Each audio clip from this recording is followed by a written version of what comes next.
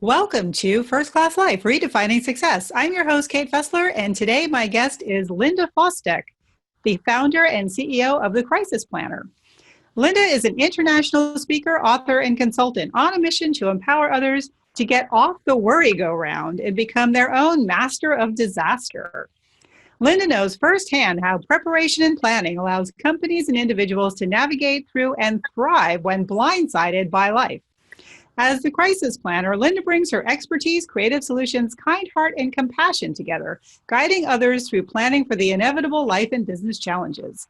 Inspired by her late father, Norbert Osicki, Linda carries on his legacy through her books, And Now What?, Shift Happens, Password Passport, and her latest project, the Crisis Planner Home System. The Crisis Planner is the first and only comprehensive personal and natural disaster planning resource that is focused on serving a broad spectrum of planning needs. What makes the Crisis Planner unique is that they are not limited to a single professional designation, such as legal, insurance, or financial planning. They look at the entire planning picture and identify the missing pieces in your plan that can result in significant consequences. In 2017, over 7 million people were evacuated from their homes due to hurricanes, floods, or fires. In addition, over 43 million were caregivers for a loved one. The one thing that every one of these people had in common was the need for a plan to address the three key needs that show up in every disaster situation. The three needs everyone has when facing a personal or natural disaster include facilitating quicker recovery, avoiding inevitable family conflicts, and controlling the chaos. The Crisis Planner promises peace of mind when a total protection plan is created for the family. They promise to take the overwhelm out of planning and make it simple and easy to complete, using their comprehensive planning tools, resources, and support systems. Welcome, Linda. Well, thank you. So wonderful to be here today, Kate. I am just delighted to be part of your show. Before we get to the Crisis Planner, let's talk about you. When you were a kid, what did you want to be when you grew up? Well, I was always going to be a music teacher, believe it or not. I was a piano major. Even my first year in college, I was a piano major at the Crane School of Music.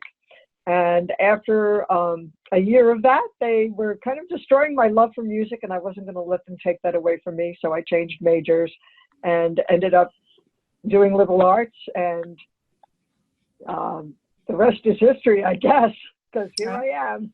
Oh, what type of music did you play, or do you play? I'm sure you still do. Well, everything, classical, folk, you know, I played the violin, the piano, and the guitar. So that's a wide variety of things. Wow, like a one-woman band. So when did you start to think about crisis? Was there an event in your own life that led you down the path to wanting to help others be prepared? Well, you know, it's really interesting. I was invited to speak 2 weeks ago at a Girl Scout troop that consisted of juniors in high school. And it brought me back to my own high school days where I was also a Girl Scout all the way through high school. And I was very involved at the council level with hosting international scouts and also, you know, the leadership of the council and whatnot. And so, of course, Girl Scouts, their motto was be prepared. So that was part of my, I guess, in my DNA was to be prepared, because I got that from my dad. He was always the engineer, and everything was, you know, very planned and organized. Every vacation was like an expedition, you know. So I planning and organizing and having everything in order to anticipate what could go wrong before it does has been something that I've been doing my whole life, actually. Even when I lived overseas in Kwajalein in the Marshall Islands, the job I had there was to work on what they called trouble desk, which was and I received all the phone calls from a community of 3,000 with anything that needed to be repaired, replaced, fixed, anything they needed. So it was quite exciting when we had a typhoon and the highest elevation of the island was 6 feet out of the water, and we had 15-foot waves breaking on the shoreline. Oh, my goodness. So I guess I've always been a crisis planner in my own way. Yeah. So what were you doing in Kwajalein? Well, actually, my first husband worked for MIT Lincoln Laboratory as on an experimental laser radar, and they shipped it out there. And they would shoot missiles from Vandenberg in California into the Kwajalein Lagoon, and they would track them. And I was his plus one at the time, and it was a community of 3,000 Americans on a 1.2 square mile island. So. Hmm. I knew someone once who went there because the construction jobs were really lots of construction available. That was a long time ago. It might have been Mhm. after this storm you're talking about. Yeah, we had some adventures, but it's all part of my life experience that made me who I am today. So, how did you get the idea for the crisis planner? Well, actually, this, as you said in my bio, it was inspired by my dad. And when he was 70, he saw a lot of his friends losing a spouse. And he saw the chaos that they were thrown into. The husband had never run the washing machine, the wife had never written a check. And my father was an engineer and he was always very solution oriented. So for him, he looked at it and he said, okay, well, the problem is nobody knows what to do. And so he wrote a book called The ABCs of Home Operations. And it literally, I mean, he came to my house and he said, what's that? Oh, an espresso machine? How does that work? What's that? How does that work?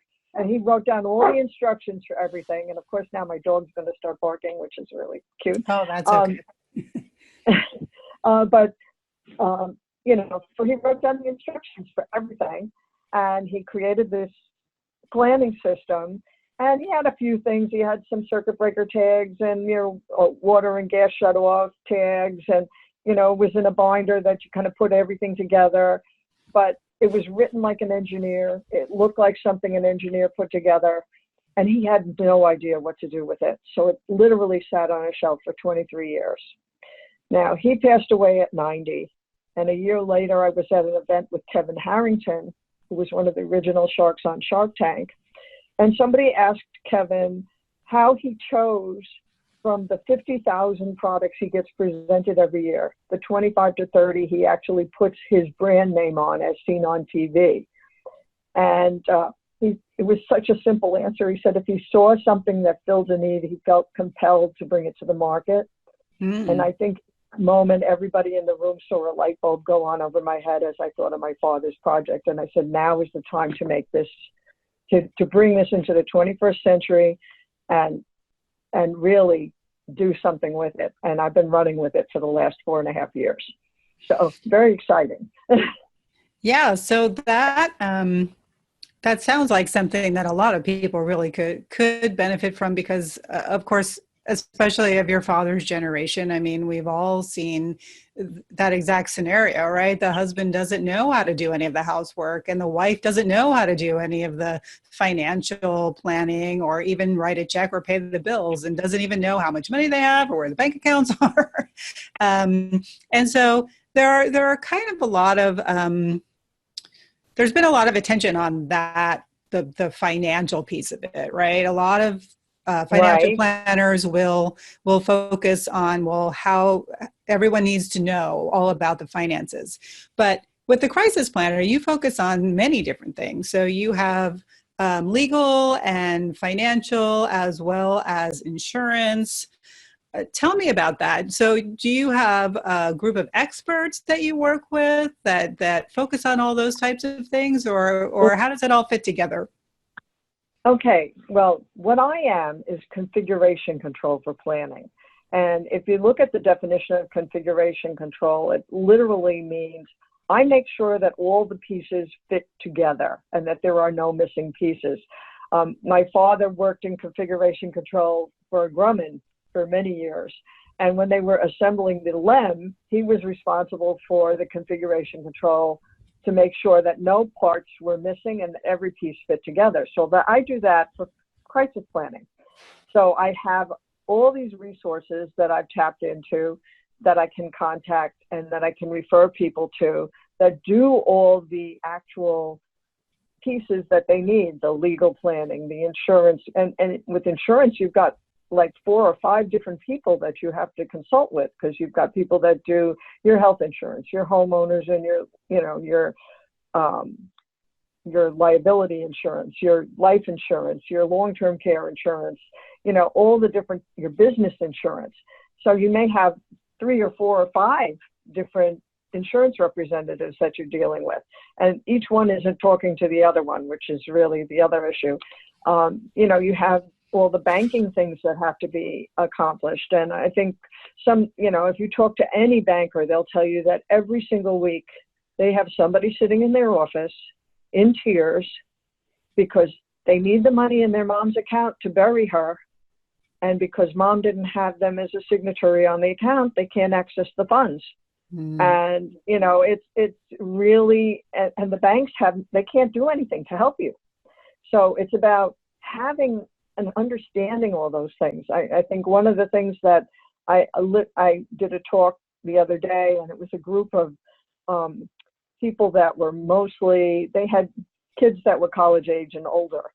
And one of the things I mentioned was that, if you don't have a power of attorney and your healthcare proxy and your living will for children over 18 that are not married, if they should have an accident, end up in the hospital, and are unable to make medical decisions, you as a parent have no legal rights to make those decisions for them without those documents. And literally everybody in the audience was, oh my God, my kid's in college, or this one's going to Australia next month on, to study, and I have to get these things in order. And you don't think about it until you're in a crisis. And I think that is the saddest thing, because once you're in the crisis, you have fewer options available to you, and you tend to make bad decisions.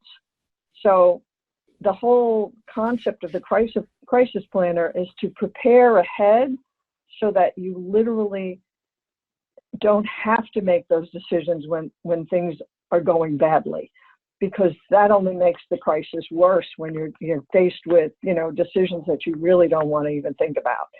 So it's so much better to think about it when you don't have to think about it.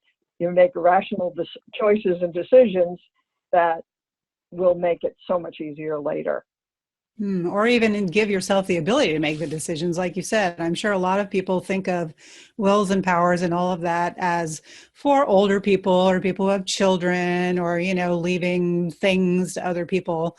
But you're right. Once you're 18, your parents really don't have any say. And that can be a really tricky situation if if something does happen. And, kids go off to college, they have accidents, there's drug overdoses. There's a number of things that can happen. They can become ill to the point where they are not able to make their own decisions. They could be in a coma or some state of unconsciousness that, someone has to step in. And as a parent, if you have no legal right to do that, it's got to be a horrifying thing. Oh, yeah. For a parent. So, that's, and what I initially, yes, you said it applies a lot to our parents' generation, but who are the people that are taking care of that generation? It's the boomer women that are taking care of their parents, and they are the ones that are so keenly aware of the fact that they need to know this stuff. So it typically, my target is the boomer women, because they recognize the importance of having the plans and knowing what's going on and things like that. So having those conversations, they can then have those conversations with their parents. And I try to make it easy for them to have that kind of a conversation, because parents don't want to talk about those things. No, they don't. Nobody wants to talk about those things. But as you correctly point out, now's the time to do it before it becomes a crisis, as you say. Mm-hmm. Mm-hmm. So in the intro, I mentioned hurricanes, floods, fires, which we've experienced a lot of recently. Those are big crises involving lots of people. But as we've just been talking about, there's also the personal crises, the family crises, the things that happen in your life that involve maybe just you and a couple of other people, not a big, happening on the planet. You also work with businesses. So Yeah. this must also involve sort of like succession planning and, who's going to take charge if, like we have with the government, like the vice president takes over if the president's not available, like that sort of thing. Um, how is business planning for crises different than personal planning for crisis?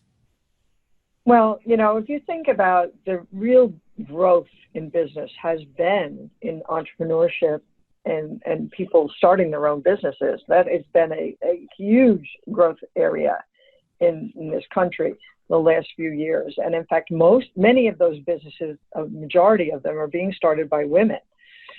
And, when you think about it, when things are not going well at home, when there's a crisis at home and you have your own business, what suffers? Usually the business, because you're going to take care of the things that need to be taken care of at home. So your personal planning has a direct impact on your business's ability to weather a crisis. And when your business and your personal is now affected, that affects your entire family. So what you have to kind of think about is, if you've taken care of all your planning for your personal stuff, then you have to look at your business. If you are a solopreneur, your business is totally dependent on you. What can you put in place so that your business can continue even if you're not there?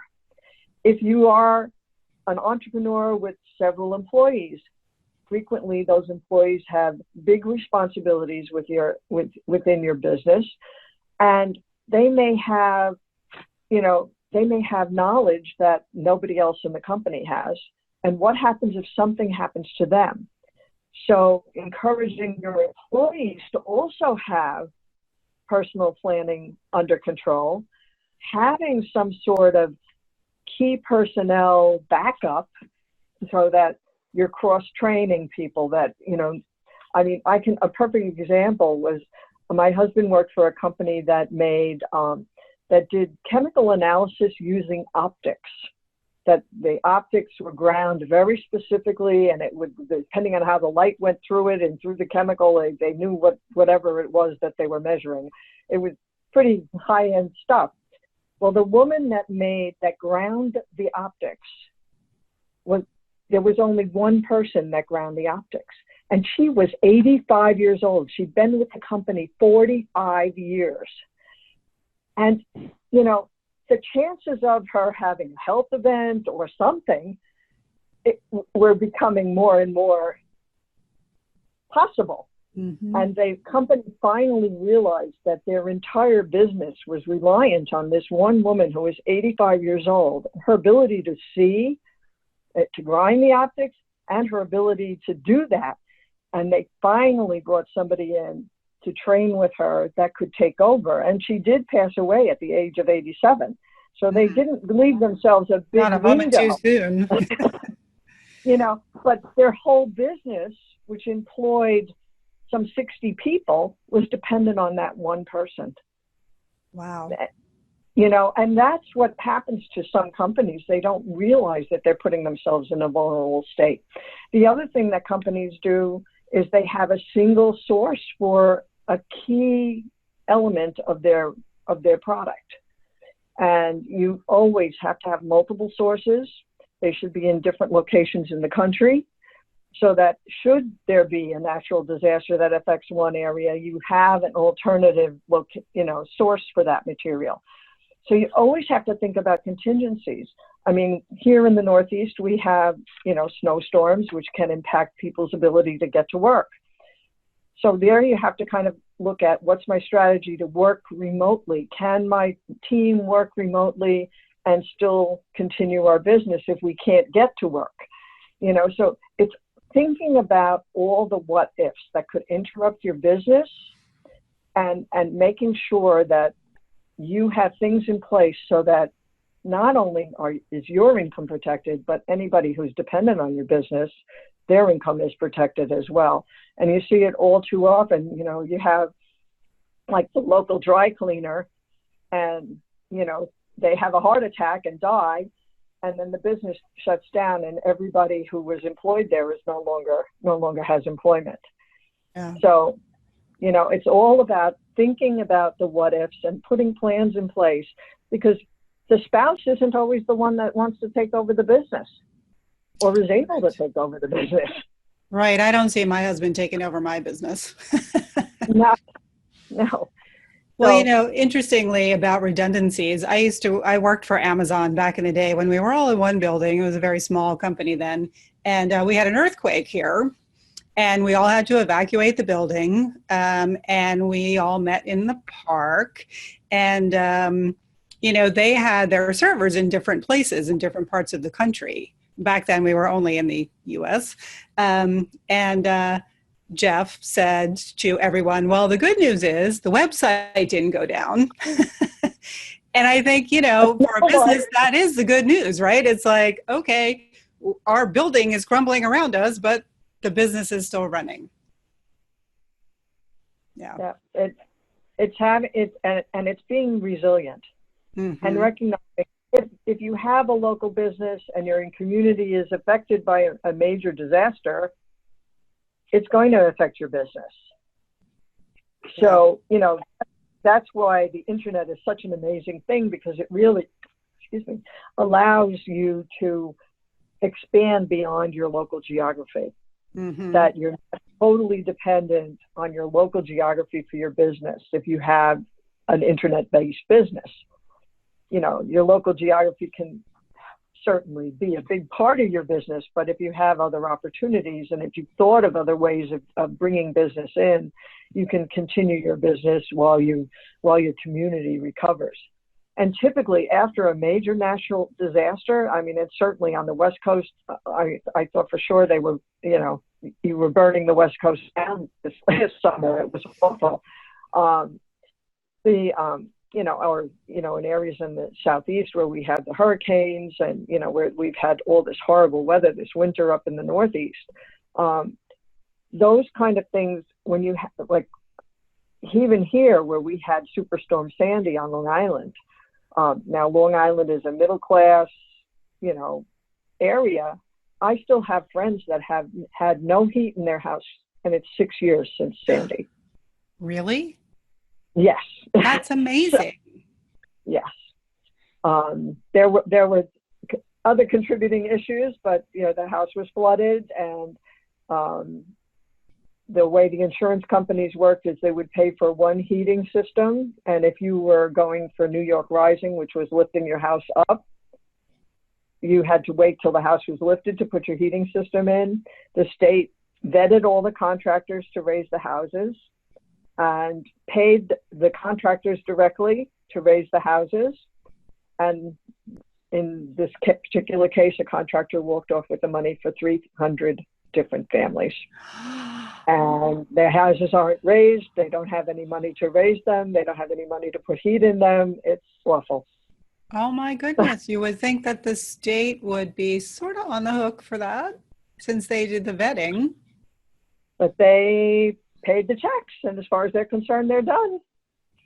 So it's been a challenge. I have a friend, her electric bills in the winter have been $2,000 a month for heat. So how do you plan for a crisis like that to make sure that that you have heat pretty soon after, not 6 years later, still wondering when it's going to happen? Well, and that's something that I think for natural disasters, I think what happens is people just say, well, it is what it is. And it's amazing the amount of patience people have. Actually, in my friend's case, she's just inherited a house that is not in the flood zone that has heat. So they're in the process of renovating that so they can move there. And then I think they're just walking away from the other one because, why pay a mortgage on something that you can't live in? Yeah. Wow. Whew. So tell me about your books.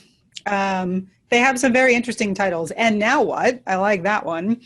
Shit Happens. That's a good one. Password Passport seems somewhat self-explanatory. And then the Crisis Planner Home System. Well, the Now What book is the first one that I wrote. And it's a little planner that helps you, and it's actually quite perfect for like my parents' generation, because they're not going to go through a lot of the stuff in the house yet, but they need to organize their information. So it organizes all their information. Very simple to fill out little forms in the book. And it's all your insurance policies, your investment portfolio contacts. It also has a place to put your expenses, your monthly expenses and income. So if one spouse passes away, you'll know whether you'll be able to stay in the house based on what's coming in. It's got all your pre-planning for your funeral arrangements and making your arrangements for, any disabled family members and your pets, because so many people forget about making arrangements for pets and they end up being abandoned and they don't know what happened because nobody wants them. So that's kind of sad. And then it has a whole list of the documents that you need to put together in what I call an ICE file, which is in case of emergency. Mm-hmm. And then the next section of it, so that's before, and then when somebody passes away, you need to know what to do in the order to do it and what not to do. And then it also talks a little bit about the healing. So, and Now What is a little book that is a life planner from before to upon to after. And probably the thing that I am most proud of is the last page of the book, which basically says life will be different after a loss, that is for sure, but be assured your life is not over. Who you are is not defined by whose child you were or who you were married to. You have special, unique gifts to discover and share with the world.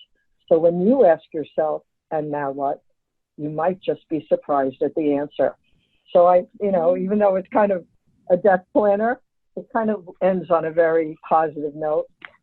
The Shit Happens book is really just a reference book, and it takes you through all the different types of disasters, from all the natural disasters to different personal disasters. It talks about how to talk to your parents about planning, and it gives some checklists and things.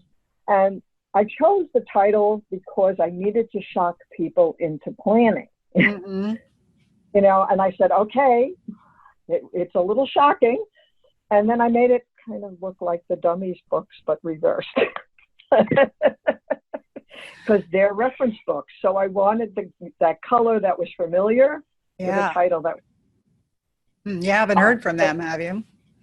No. Well, because it's opposite. Theirs is black on top. Okay.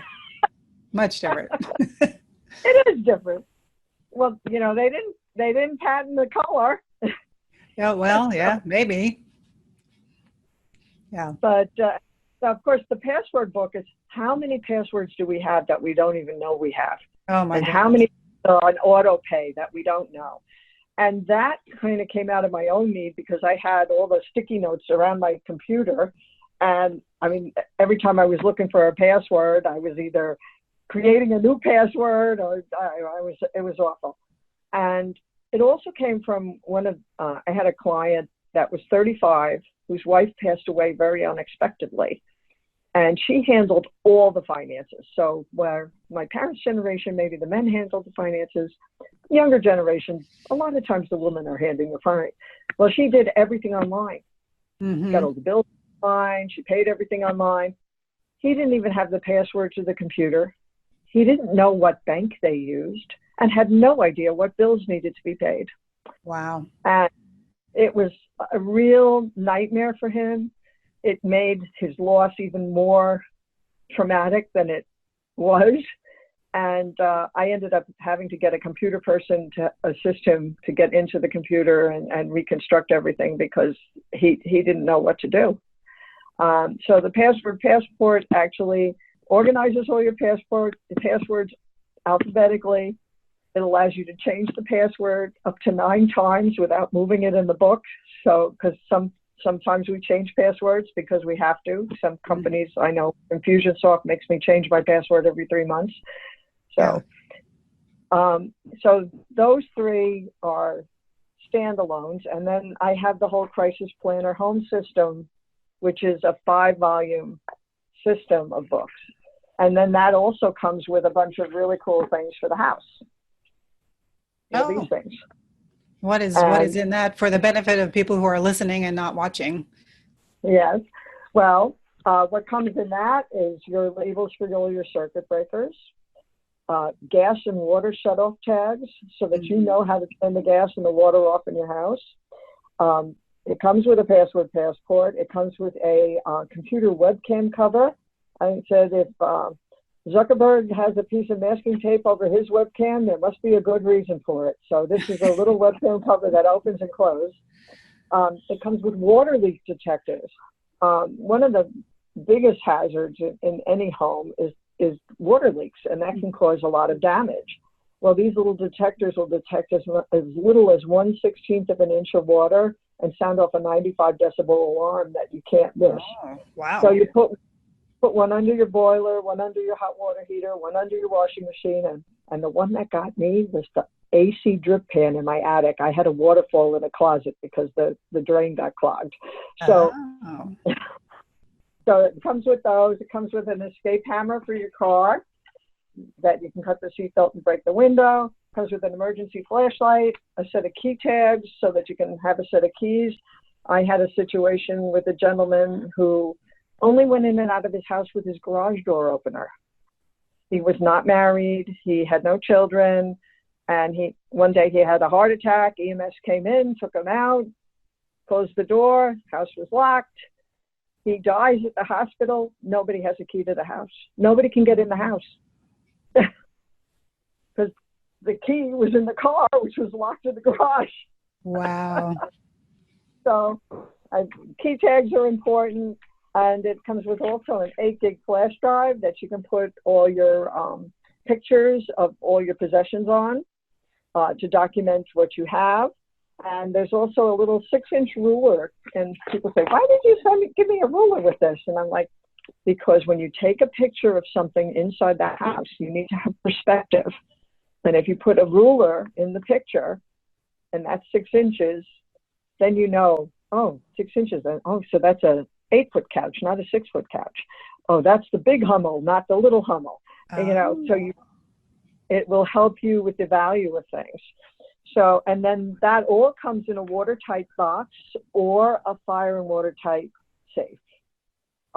Depending on, obviously on the West Coast, you may want the fireproof safe, as Yeah. opposed to the East Coast where flooding is our issue. So watertight is more important for us. Hmm. So the first book is just your home operations manual. This is what I rewrote what my father had written because it needed to be updated.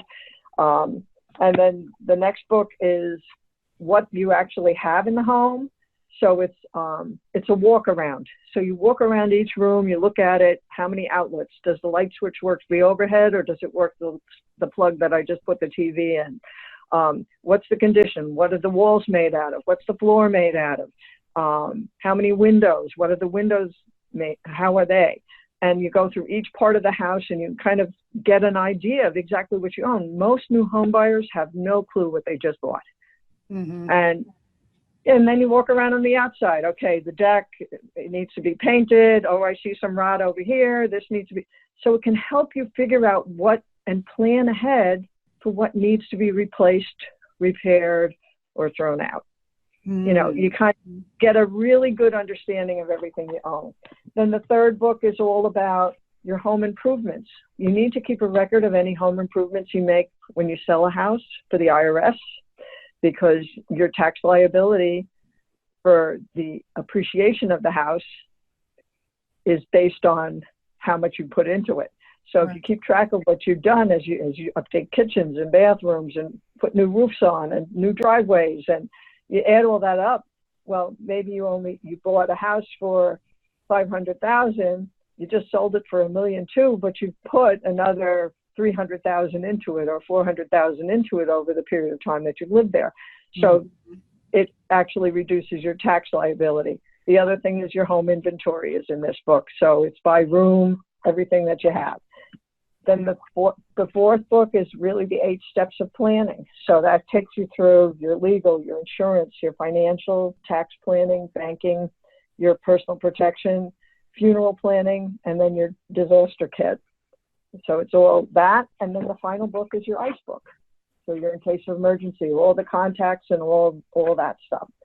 So, you know, your medical records, all those things are in these books. So it's a comprehensive system that can be a little bit overwhelming to some people, but if you just start with one and work your way through it little by little, you will ultimately have a complete plan in place for your home. So that's the home system. Well, that does sound very comprehensive for sure. Yeah, but it's not as complicated as it seems, you know, especially, you know, I've had a lot of people buy them for their kids who are just buying homes for the first time, the millennials. And when the millennials look at this, they're like, oh my God, I need this so badly, because they have no idea what they just did. Mm-hmm. You know, it's the happiest day of their life and the scariest day of their life all at the same time when they buy their house. Yeah. Because typically they're not used to, they don't know what to do. You know, they haven't seen people working around the house. They don't know what needs to be done. You know, when you turn the sprinklers off, why you have to blow the lines out for the sprinklers, especially if you live in a colder climate. You know, and what these books do is it tells you what you can do yourself, when to call in the professional help, how to minimize the impact of an event. I just had a toilet that was running, and I just did a little video on replacing the flapper in the bottom of the toilet. It took me 5 minutes. It cost me $8. If I called the plumber, it would have been $100. Mm-hmm. At least. You know, so it's those little things that, you know, and it's really too also empowering women to be able to take care of things, to be the queen of their castle, you know, because so many of us own our own homes. I mean, I'm a widow. I have to take care of this stuff myself. I don't have anybody to do it for me. Right. And if I was paying a professional to do this, all the little things, I wouldn't be able to stay in my house. Yeah. Yeah. No, that's brilliant. It's brilliant. Well, we're at the point in the program where I have to ask you, what is one book or resource besides your own that changed your life that you would recommend to people? If I had to pick one, it really is a little book called The One Philosophy by Nancy Matthews. Now, I don't know if that was the one I gave you, but that's the one I'm thinking of right now, because that's coming to me. And The One Philosophy is about treating everybody that you meet the way you would want to be treated.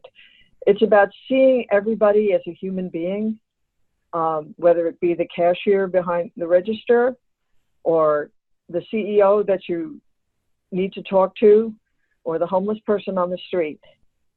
All they want to do is be seen. And, you know, I see so many people today, they go through the checkout lines with their faces buried in their cell phones, and the person that is checking them out is invisible to them.